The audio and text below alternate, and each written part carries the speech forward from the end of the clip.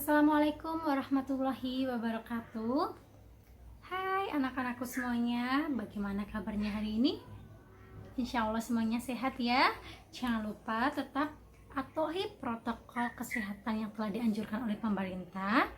Gunakan masker dimanapun kalian berada dan tetap jaga kesehatan. Sebelumnya izinkan ibu memperkenalkan diri.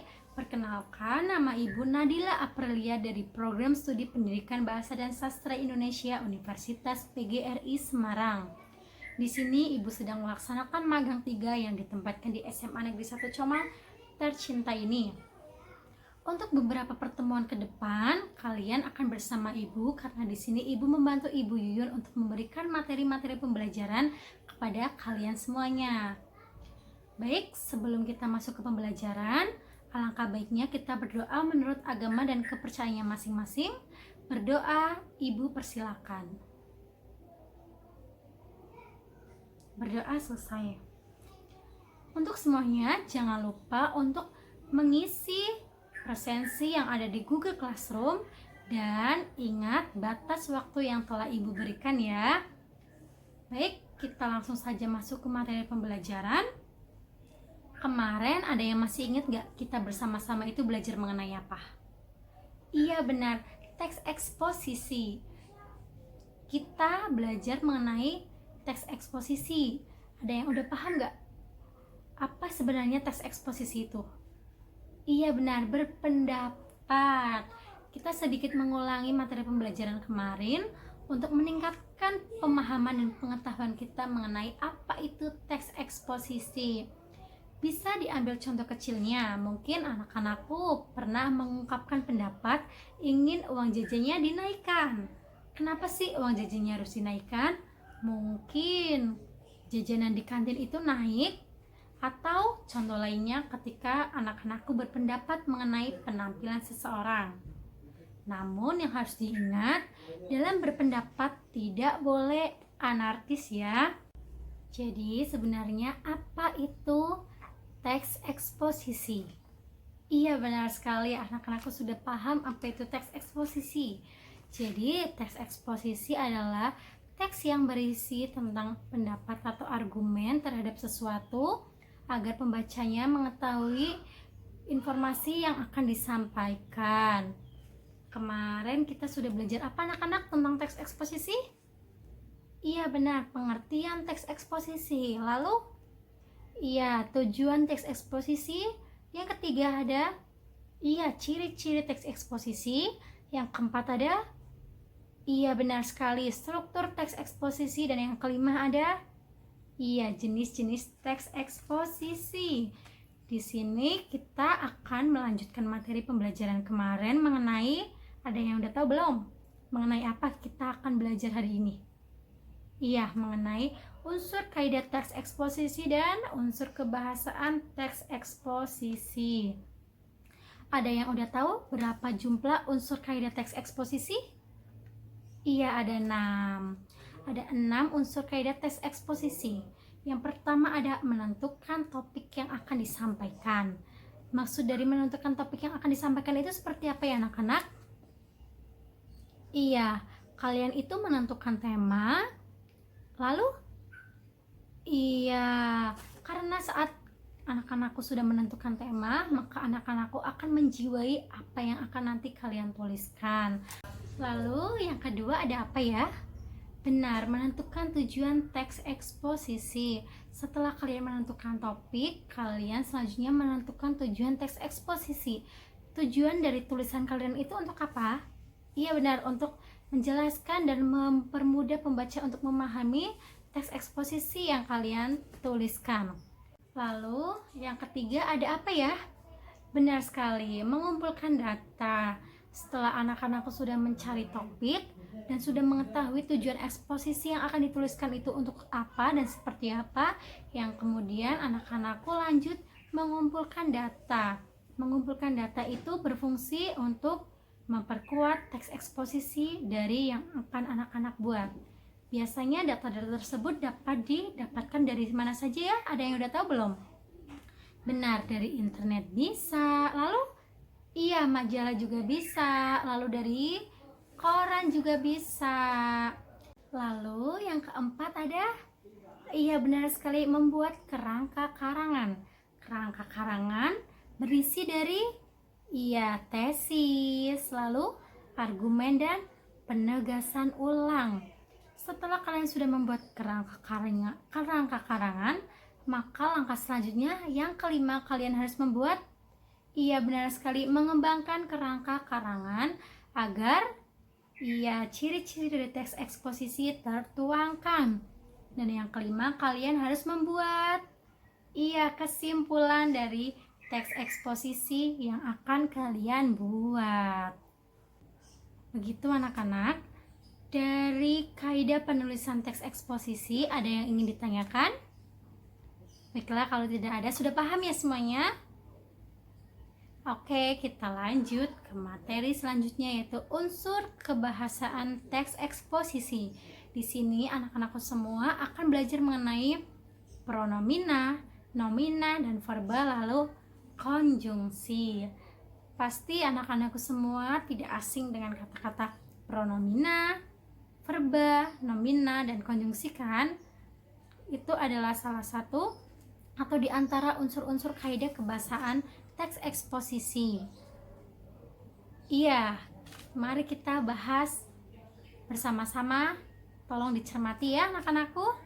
Untuk unsur kebahasaan yang pertama, kalian pernah mendengar kata ganti? Iya benar sekali, pronomina. Pronomina itu kata ganti untuk menggantikan apa anak-anak? Iya, nomina dan frasa nomina. Ada yang udah tahu pronomina itu dibagi menjadi berapa? Iya, dibagi menjadi 2. Yang pertama ada, benar sekali, pronomina persona, dan yang kedua untuk, benar, ada pronomina non persona. Pronomina persona dibagi lagi menjadi 2 bagian, yaitu ada, benar sekali, pronomina persona untuk orang tunggal dan pronomina persona untuk jamak. Untuk pronomina persona orang pertama atau tunggal biasanya menggunakan kata saya, kamu, dia, beliau. Dan untuk jamak biasanya menggunakan kata mereka, kalian, dan kita. Ada yang bisa memberikan contoh dari pronomina persona tunggal? Iya, mbaknya silakan. Iya benar sekali. Contohnya seperti yang tadi mbaknya katakan, aku mengerjakan PR di rumah. Kata aku menunjukkan satu orang atau tunggal. Lalu ibu tambahkan seperti dia menjadi bunga desa di kampungnya. Kata dia juga menunjukkan satu orang atau tunggal. Benar sekali. Dan ada yang bisa memberikan contoh untuk pronomina persona jamak? Iya, silakan masnya. Iya benar sekali.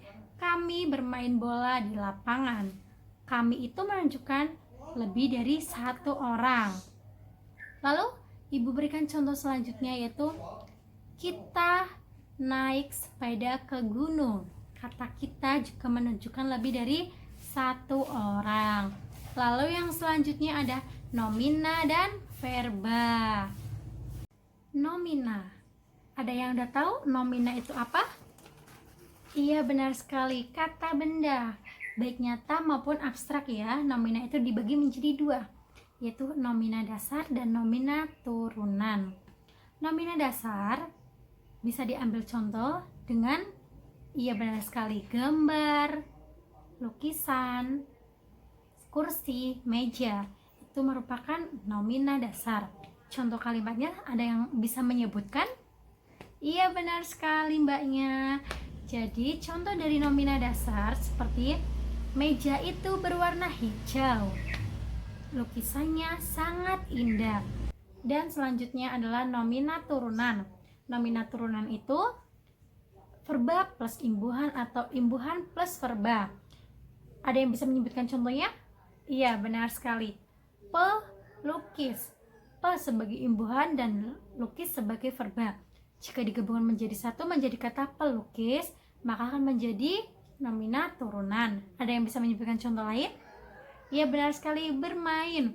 Ber sebagai imbuhan dan main sebagai verba. Jika bermain, maka disebut dengan nominah turunan. Selanjutnya ada verba atau biasa kita kenal sebagai kata kerja.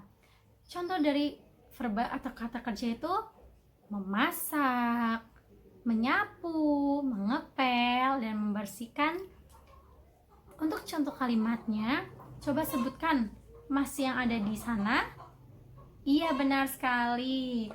Kakak memasak nasi. Benar.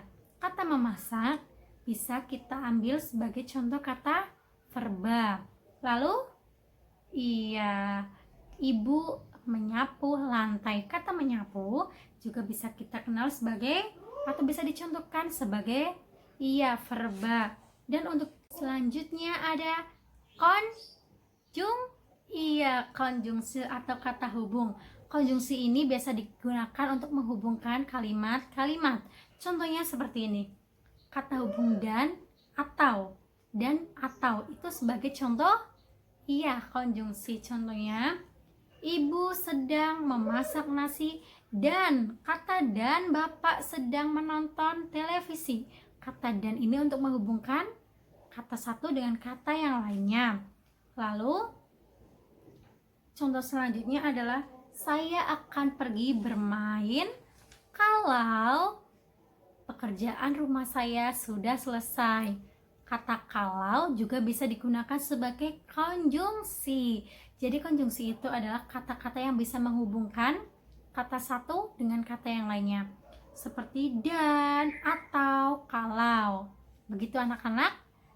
Bagaimana? Sudah paham? Untuk unsur kebahasaan teks eksposisi? Syukurlah kalau semuanya udah paham. Ada yang ingin ditanyakan? Baiklah kalau tidak ada yang ditanyakan. Cukup sekian yang dapat Ibu sampaikan mengenai teks eksposisi. Untuk minggu depan kita beralih materi ke teks anekdot. Siswa-siswaku bisa membaca terlebih dahulu tentang atau seputar teks anekdot. Dan tolong semuanya simak video ini baik-baik dan cek Google Classroom-nya masing-masing, karena akan ada penugasan dengan tenggang waktu atau batas waktu yang sudah Ibu tentukan. Perlu diingat untuk siswa-siswaku, jika ada yang mengumpulkan sebelum batas waktu pengumpulan, maka akan ada poin tambahan atau awards dari Ibu. Sekian yang dapat Ibu sampaikan. Jangan lupa tetap jaga kesehatan dan jangan pernah berhenti belajar. Oke? Karena sukses itu datangnya tidak instan. Sekian dan mohon maaf apabila selama video ini berlangsung terdapat tutur kata yang kurang berkenan. Wabillahi taufiq wal hidayah. Wassalamualaikum warahmatullahi wabarakatuh. Sampai jumpa di pertemuan selanjutnya.